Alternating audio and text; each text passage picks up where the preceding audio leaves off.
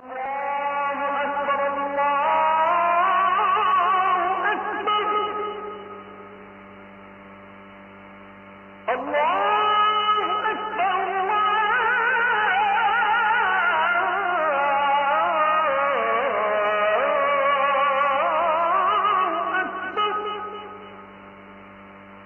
আমরা তারাবিহ আমরা যারা পড়ি 20 রাকাত সালাতুত তারাবিহ, এটা সাহাবায়ে কেরাম রিদওয়ানুল্লাহি আলাইহিম আজমাইন, বিশেষ করে খলিফাতুল মুসলিমিন ওমর রাদিয়াল্লাহু তাআলা আনহু, যার ব্যাপারে নবী করিম সাল্লাল্লাহু আলাইহি সাল্লাম বলেছেন যে ওমর রাদিয়াল্লাহু তাআলা আনহু এত দামি, ওয়াদ্দু আলাইহা বিন নওয়াজিস, মারির দাঁত দিয়ে আঁকড়ে ধরতে বলছেন।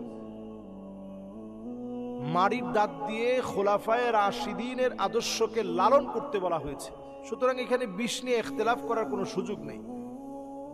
তারপর ওমর রাদিয়াল্লাহু তাআলা আনহুকে আল্লাহ রাব্বুল আলামিন এত বেশি ভালোবাসেন, ইন্নাল্লাহা জাআলাল হক আলা বিলিসানি ওমর ওয়া হুয়াল ফারিকু বাইনাল বাতিল ওয়াল হক। হাদিসের মধ্যে আসছে কামা ক্বাল আলাইহিস সালাতু ওয়াস সালাম, ওমর রাদিয়াল্লাহু তাআলা আনহু হচ্ছে সত্য মিথ্যার ভিতরে একটা পার্থক্যকারী। ইন্নাল্লাহা জাআলাল হক, দেখেন হাদিসের শব্দ চয়ন, আল্লাহ তাআলা এই জমিনের ভিতরে সত্যকে প্রতিষ্ঠা করছেন বিলিসানে ওমর, ওমর রাদিয়াল্লাহু তাআলা আনহুর জবানের শক্তি দিয়ে। তাহলে উনি এতটা হকের কথা বলেছেন, ওই শক্তির উপর আল্লাহ তাআলা ইসলামকে প্রতিষ্ঠা করেছেন। ওয়া কলবিহি, এবং তার হৃদয়ের ভিতরে এত দৃঢ়তা ছিল। ওয়া হুয়াল ফারিকু বাইনাল বাতিল ওয়াল হক, তিনি হচ্ছেন সত্য মিথ্যার ভিতরে পার্থক্যকারী। সুবহানাল্লাহ বিহামদি। সেই ওমরে ফারুক রাদিয়াল্লাহু তাআলা আনহুর সময় সাহাবায়ে কেরামের ইজমার ভিত্তিতে 20 রাকাত সালাতুত তারাবি পড়েছে। আমরা আল আজহার বিশ্ববিদ্যালয়ে পড়েছি, সেখানে 20 রাকাত পড়া হয়। মক্কা মদিনায় 20 রাকাত পড়া হয়।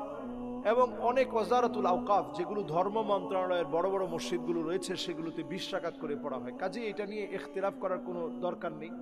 যেহেতু বিষয়টা আমাদের দেশে আমরা 20 রাকাত করে পড়ি, কেউ যদি এমন হয় যে অসুস্থ মানুষ, উনি 8 রাকাত কেন, উনি যদি 2 রাকাত পরেও চলে যায়, এটা ম্যান্ডেটরি একটা বিষয়। 2 রাকাত পরে উনি চলে গেছেন, ওনার শরীর খারাপ লাগতেছে, অসুস্থ, জ্বর চলে আসছে, ঠান্ডা লাগছে, অথবা উনি লম্বা সময় পড়তে পারেন না, মাহজুর হয়ে গেছেন, এরকম ব্যক্তি যদি 2 রাকাত পরেও চলে যায়, আপনি এটাকে নিষেধ করতে পারবেন না।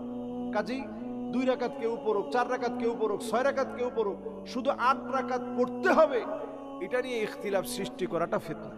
এই কাজটা করা যাবে। আমরা যেই বিষয়টা ইসলাম ফ্লেক্সিবিলিটি দিয়েছে, সুযোগ রয়েছে, ওই জায়গায় সুযোগটা বুঝতে হবে।